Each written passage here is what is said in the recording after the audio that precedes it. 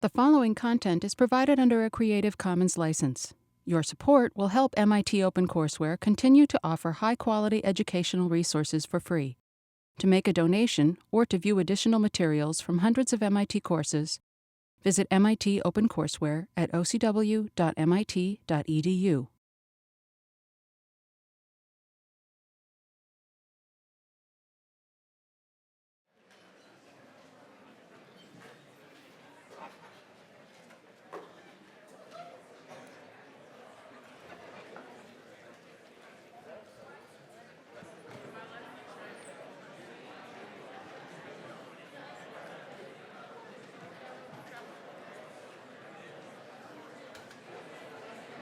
Okay, let's just take 10 more seconds.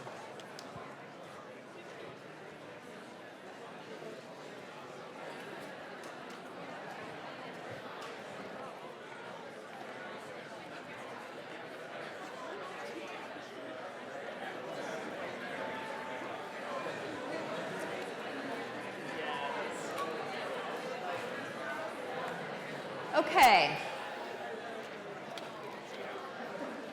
Does someone want to explain the answer here?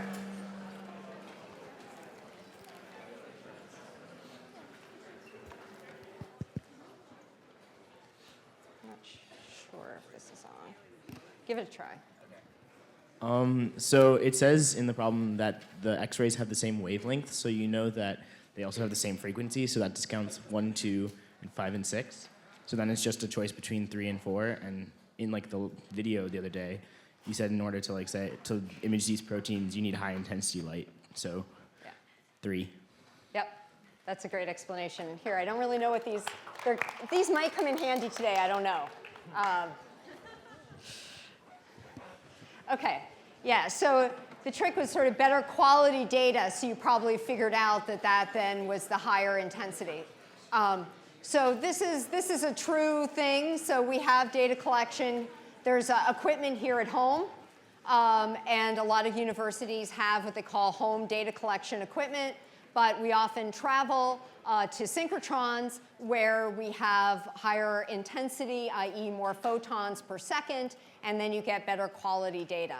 And so these are, sometimes people do these things remotely where you ship your samples and someone else collects it, but my lab likes to go and you stay up all night and collect great data, and it's a bonding experience. You saw a little bit of that on the video.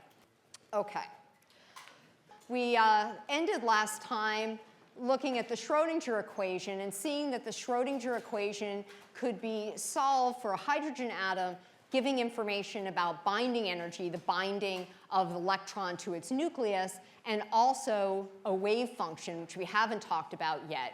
So we're going to continue talking about this binding energy, and then next week we're going to move into wave functions or orbitals. So the binding energy that comes out of the Schrodinger equation, no one should ever just kind of believe things. It looks fancy, but does it really work? Is it really doing this right estimation? And again, it just kind of came out of Schrodinger's mind, so it's always nice to verify that this equation is working pretty well. So today we're going to talk about how we were able to verify that the binding energy that the Schrodinger equation was predicting actually agrees with experiment. So we're going to continue talking about binding energies, then go on to the verification with a demo of how people were able to show that there was good agreement here. All right, so let's continue with binding energies. So we're still talking about the hydrogen atom and energy levels. And we saw last time that the Schrodinger equation could be derived for a hydrogen atom such that the binding energy, or E to the n, was equal to minus this Rydberg constant, RH, over n squared, where n is the principal quantum number. And so this is what we saw last time, and now we have a graphical depiction of this. And you'll note that this is a negative value over here. So if n is 1, and we have the principal quantum number of 1, we have minus RH over 1 squared. And so we just have the negative value for the Rydberg constant, 2.18 times 10 to the minus 18th joules. And as we go up here in energy, we would get to an energy of 0. And if energy here is 0, what must be true about n? What kind of number is n here? Infinity, right. So if this is infinity, that number goes to 0. And so if the electron is infinitely far away from the nucleus, it's a free electron. It doesn't feel any kind of attraction. It's infinitely far away. Then your binding energy would be 0, i.e. it's not bound. And that would be true at this infinitely far away distance. And then in between the n equals 1 to n equals infinity, we can use this equation for the hydrogen atom to figure out what these energy levels are. So when we have the n equals 2 state, it would be minus RH over 2 squared, or 4. And so we can calculate what that number is here, minus 0.545 times 10 to the minus 18th joules. N equals 3. So we have RH over 3 squared. We can do the math over here. 4, you get the idea, minus RH over 4 squared. And we have then over 5 squared over 6 squared. And you can see the energy, and you can calculate the energy levels here. All right, so when you have an electron in this n equals 1 state, that's the lowest energy. It's the most negative number, and that's known as the ground state. And when you have an electron in this ground state, that's the most stable state for the hydrogen atom. So again, from these lower ground state up to this state here. Now we're going to introduce another term, which you'll hear a lot. And this is ionization energy. So the ionization energy, the amount of energy you need to put in to ionize an atom or release an electron. So the ionization energy of a hydrogen atom in the nth state is going to be equal to the binding energy, but the signs of these are going to be different. So we have this equation where binding energy equals minus, i.e., the ionization energy. So we talked about the fact that the binding energy is negative, and the ionization energy is always positive. So for the binding energy, when the binding energy is 0, it means the electron isn't bound. So a negative value for binding energy means that the electron's being held by the nucleus, the electron's bound. For ionization energy, that's the energy you need to add to the system to release the electron. And you're always going to need to add some energy, so that's a positive number. So when you think about ionization energy, you're going to be thinking about it's a positive number that you're going to be expecting there. Now we can consider this same diagram, and we already talked about these energy levels, and now we can think about these in terms of ionization energies as well. So the difference from this state where energy is 0 to the ground state down here, the ionization energy, the energy it's needed to ionize an electron that's in n equals 1 here, is going to be equal to minus the binding energy of that electron in that n equals 1 state.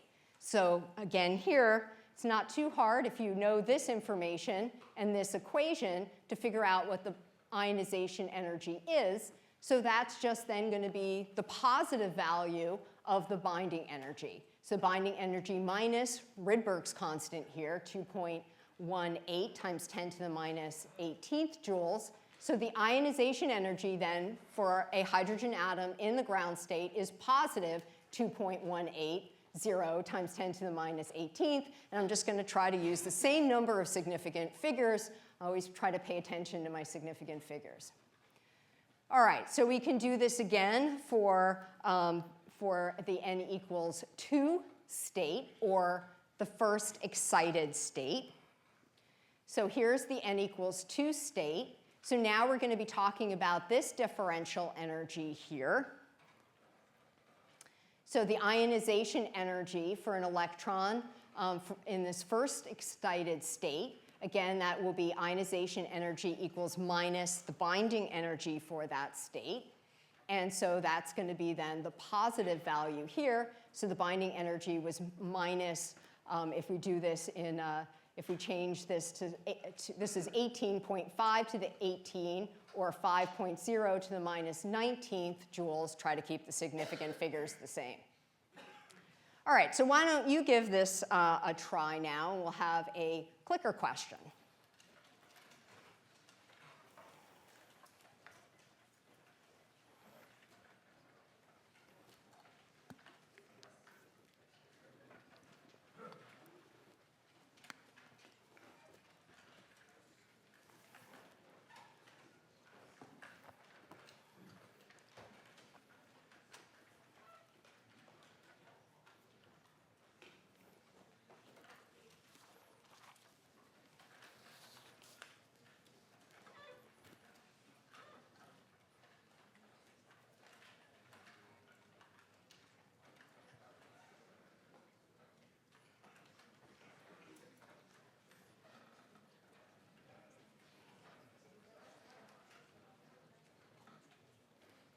Okay, 10 more seconds.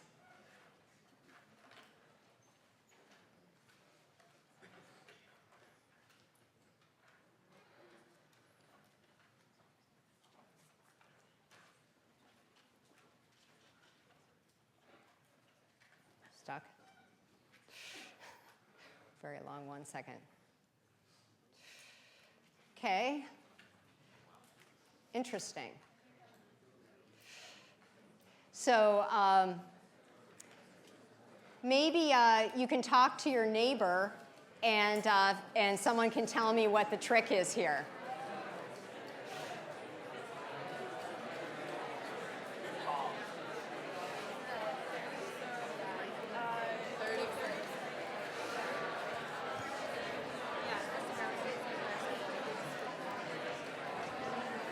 Okay, we have someone who's going to tell us what the trick is. The ground state is n equals 1, and from there, the excited states go up 1. So the first excited state is n equals 2, and then so the third one will be n equals 4.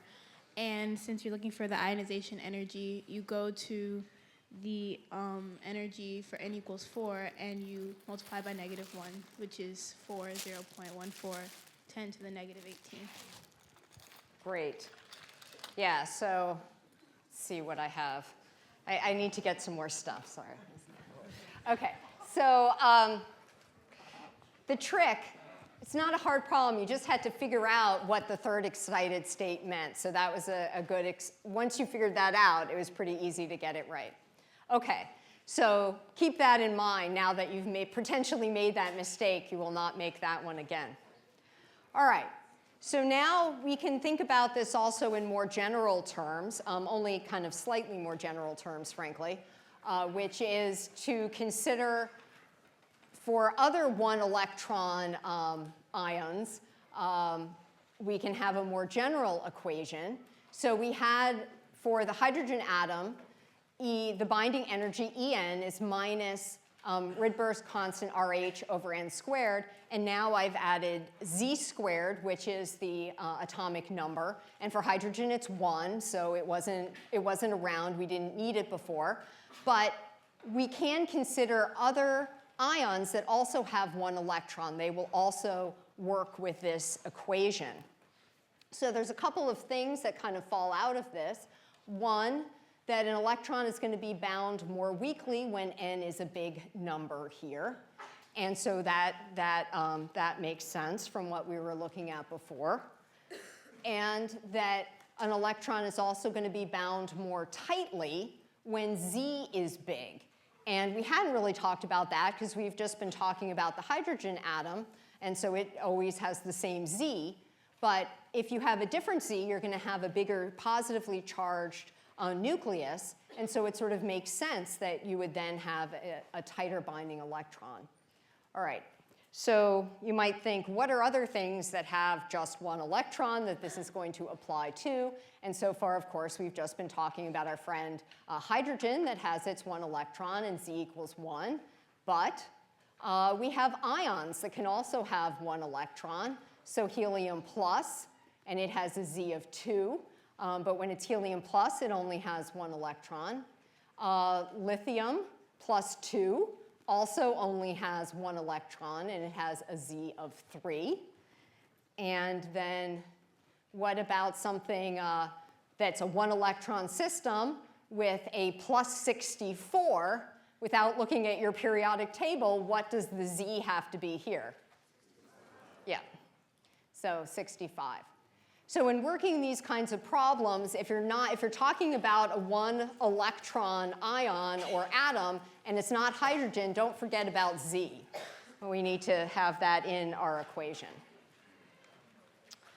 All right, so talking about these binding energies now, out of the Schrodinger equation, you can calculate ionization energies if you know the binding energy. All of this is good, but how do we know that we can trust the Schrodinger equation, that those equations really are working? So the way that they figured this out is from experiment, and particularly experimentally figuring out what the energy levels were and thinking, does this match with the Schrodinger equation? So they were able to use photon emission to be able to do this. So let's consider what photon emission is, and then we're going to prove that this equation that I've been showing you actually holds. So photon emission, this is a situation that occurs when you have an electron going from a higher energy initial state going to a lower energy state. And as it goes from this high energy state to the low energy state, there's a difference between these two energy states, delta E, and that's going to be equal to the higher energy initial state minus the energy in the final state. So there's this difference in energy between the two states, and the photon that gets emitted when this energy transition happens has the same energy as the difference between those. So the energy of the emitted photon is also delta E. So you emit all of that energy as you have that change. So the difference here, we can consider an actual kind of case where we're going from an energy difference of n equals 6 to an energy level of n equals 2. And we can think about what the energy difference is between these two, and we can just write that equation out. So the initial energy, the electron started at n equals 2, so the energy or n equals 6, the energy of the n equals 6 state, and it goes to the energy of the n equals 2 state, so energy n equals 6 minus energy n equals 2. All right. So, of course, if you know energy, you can know a lot of other things about the photon.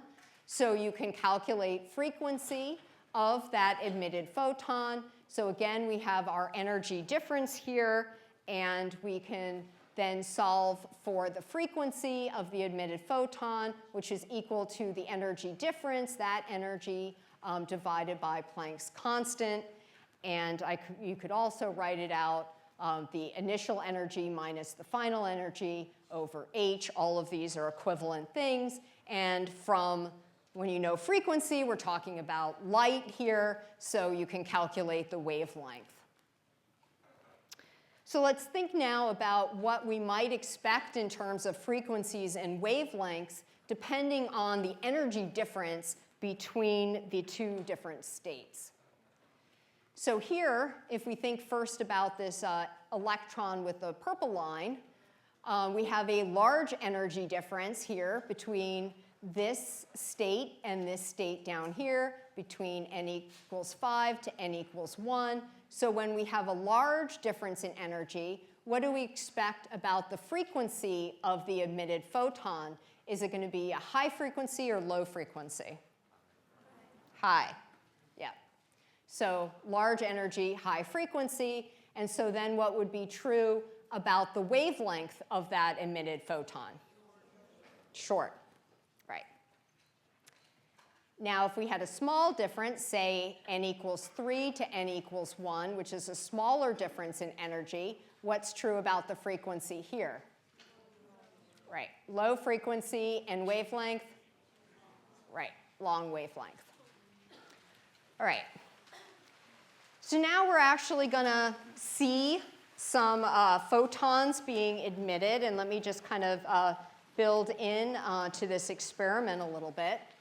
So we have a evacuated glass tube filled with hydrogen, and if you have negative and positive electrodes, you can emit light from this and then analyze the different wavelengths.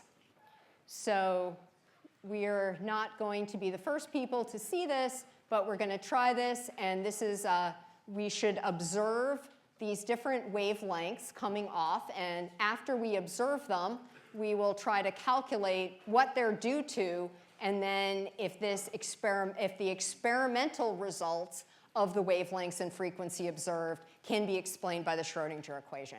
But first, let's actually see the visible spectra that is created by hydrogen. And so we have our demo TAs, and actually if all our TAs can help pass out some little glasses to help everyone see this. And when we're ready, we're going to do lights down, but let's get everything handed out first. All right, Here go the lights. So this is a hydrogen lamp, and you turn it on, the electricity excites all the hydrogens inside it, and then you see this glow from the electromagnetic radiation being emitted by these excited hydrogens relaxing down to the ground state.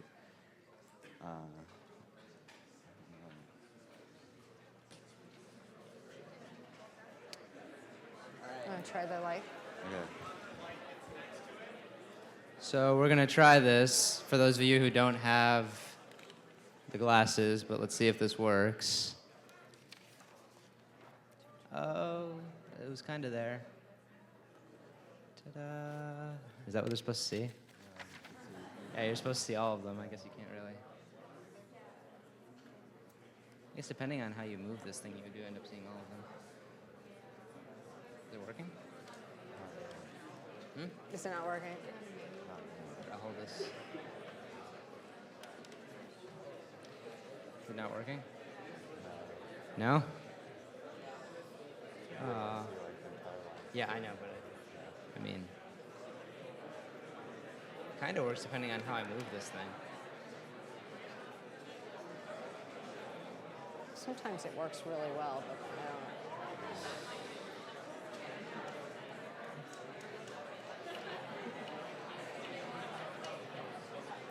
Should we just try walking in? Can we hold it up and see whether people also can see it? All right, so we're gonna hold it up, see if you guys, the ones Can that just have see the it camera. without the camera. Okay. So what you should be able to see, for those of you that have your glasses, is the continuous spectrum with the various colors.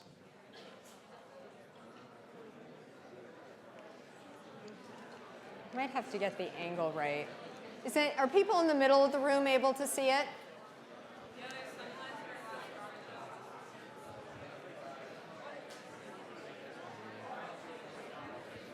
Can anyone see it?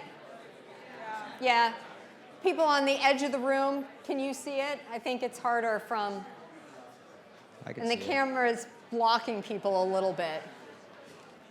It works. I can see it. Do you want to move it up farther, like in front of that? Then.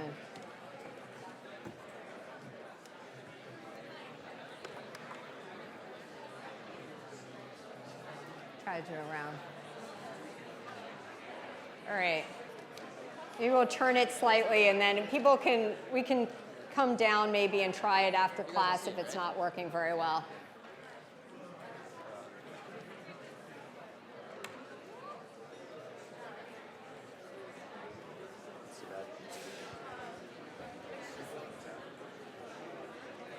When it's tilted, are you having better luck over here?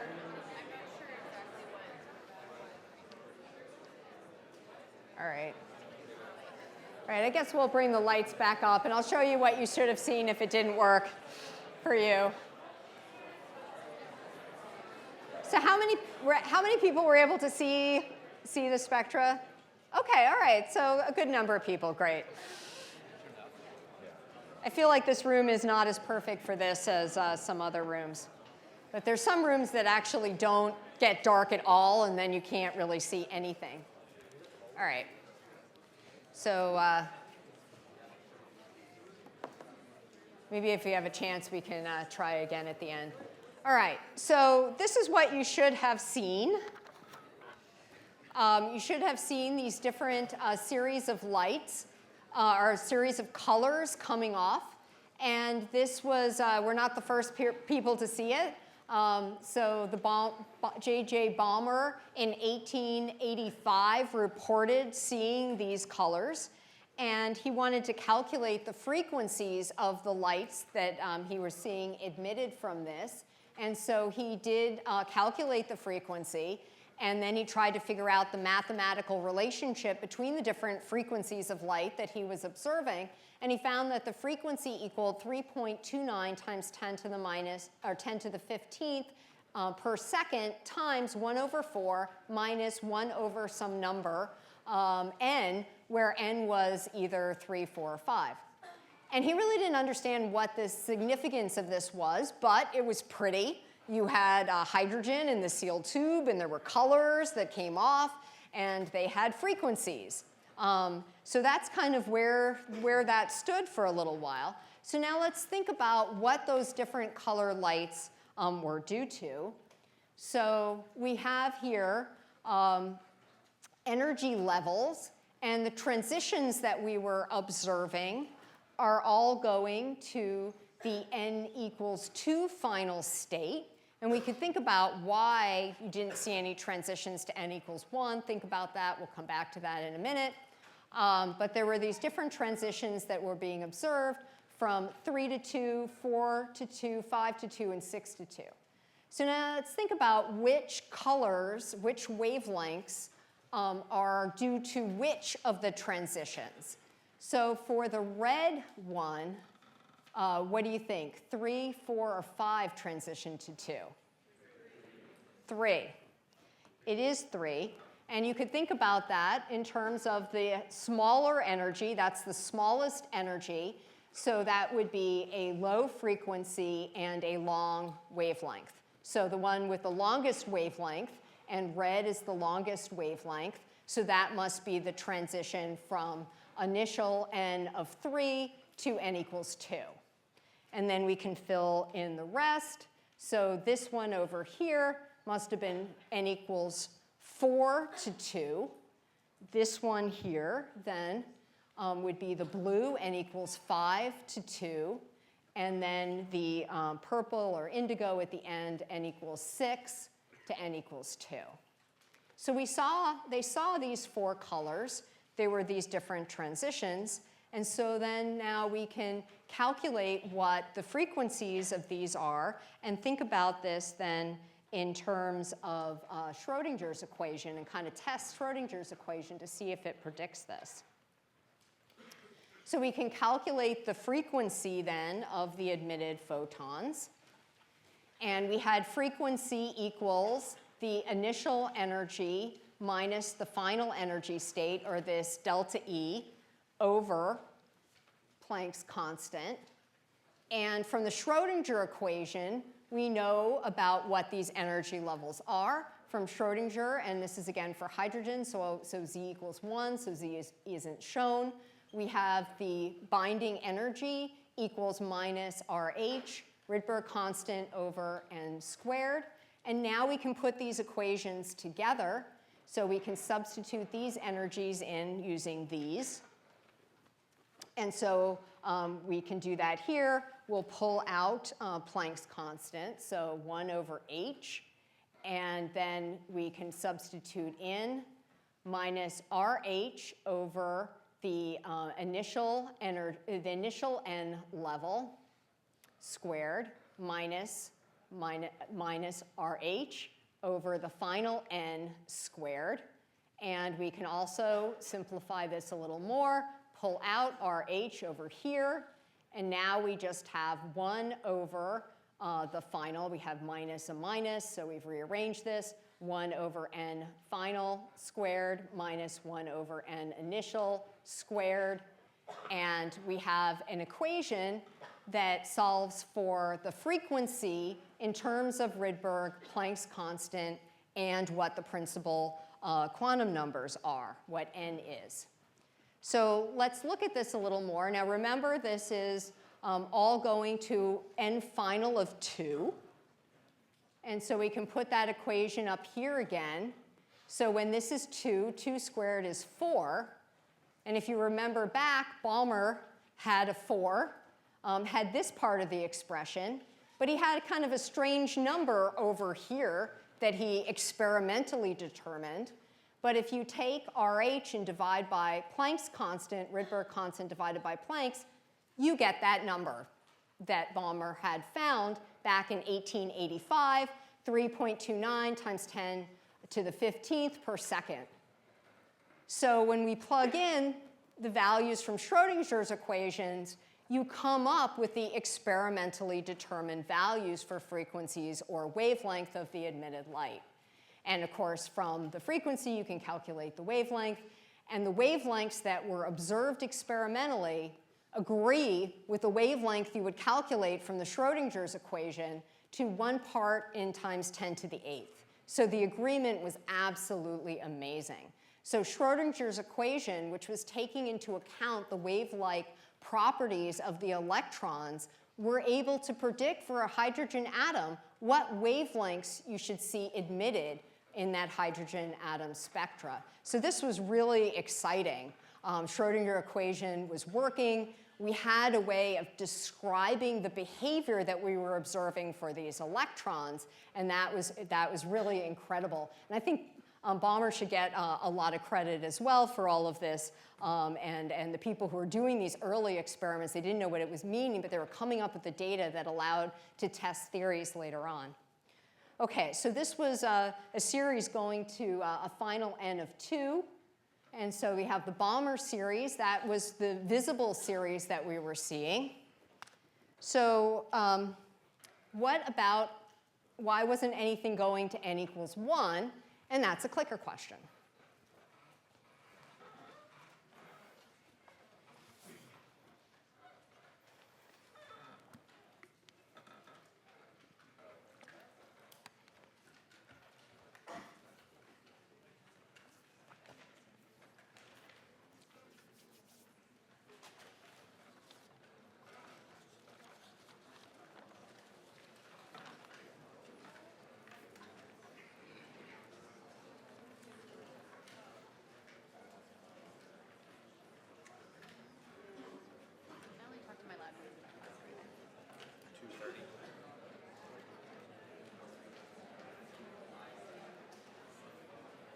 So at the end, I'm going to ask you to put up the winners.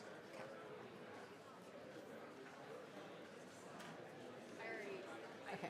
Oh. Is my number good? OK. 10 more seconds.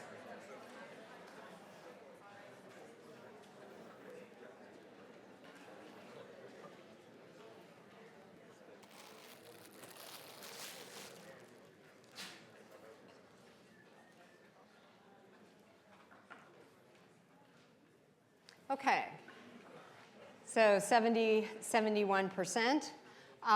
So the trick here is to think about, well, actually, someone could tell me maybe. What was the trick here to think about? Yeah. I'll get a little exercise. OK, I'll come up. How's everyone doing up here? So for the Lyman series, there's like a more difference from the Balmer series, and so there's like more energy in the transition when it goes down back to the ground state. So for that, with more energy, it's going to be a shorter wavelength than that, and that's ultraviolet. So here it would be convenient to remember kind of your orders of what are short and long wavelength kinds of light. Okay. So we have the UV range then. And so that's why you didn't observe it. It was happening, but you didn't see it because it was in the UV. All right, so then we can go on and look at the other things that can happen here. So we can have n final of 3. And you don't need to know the names of these series, but that would be near IR. N equals 4 would be in the IR range. So only some of what's happening is actually visible to us. We see beautiful colors from transitions, but there's other things happening too that are not visible to us. So at this point, we're feeling pretty good about those energy levels, about the Schrodinger equation being able to successfully predict what kind of energy levels you have, that binding energy. And now that was from this verification was good from your photon emission. But there's another property that you can have, which is photon absorption. So why don't we do yet another clicker question? It is a competition, after all, about absorption.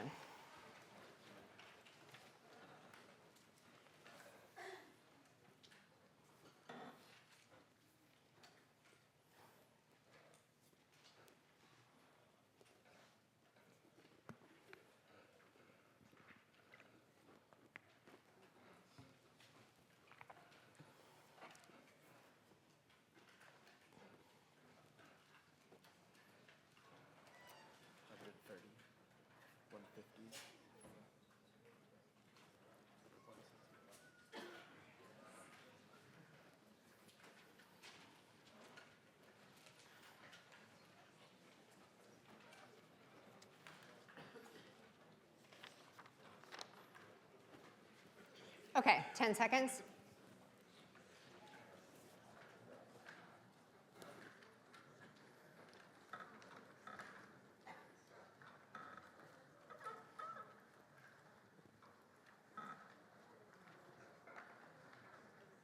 OK. So now we're talking about a different process. We were talking before about electrons. They're starting up in a higher energy level, going lower. But with photon absorption, we're going the other direction. So we're going from a lower state. We're being excited. They're absorbing energy and being excited. So we have a final state that is higher. And the energy is gained in this process. So it's being excited. All right, so we can think about the same things then in terms of absorption. So if we have a big energy difference, if it's absorbing a lot of energy, big energy difference, it's going to be absorbing light with a high frequency and a short wavelength. If there's a small energy difference, it'll absorb a photon with a low frequency or a long wavelength. And we'll come back to some of these ideas actually well into the course, and we'll actually look at some pretty colors. So in this case now, we can calculate frequency again, but our equation is a little bit different. So we have the Rydberg constant and Planck's constant again, but now we have 1 over initial n squared minus final n squared. And so this term should be a positive term. We should be getting out a positive frequency. So if I take this again and just kind of put it up here, you want to think about whether if you're talking about absorption or emission, that's what's telling you if the energy is being gained or lost. So you're not going to have negative frequencies in one case. You're going to be absorbing a light of a particular frequency or emitting light of a frequency. So pay attention to your equations and think about whether your answer actually makes sense when you do them. And again, all these equations are going to be provided to you in an equation sheet. OK, so let's consider the sort of summary of both of these things now. So we're talking about emission versus absorption. And so we have this Rydberg formula, which is what this is called.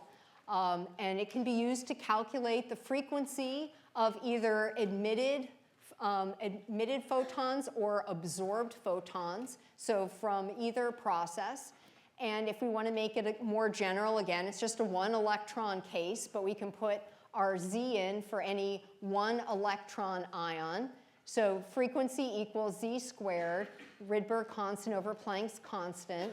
And we have 1 over final, the final minus initial, or initial minus final, depending on which process you're talking about. And over here, we'd be talking then about emission. So our initial energy is higher going to lower. And when that happens, you're going to be releasing light with the energy difference that is due to the difference between these states.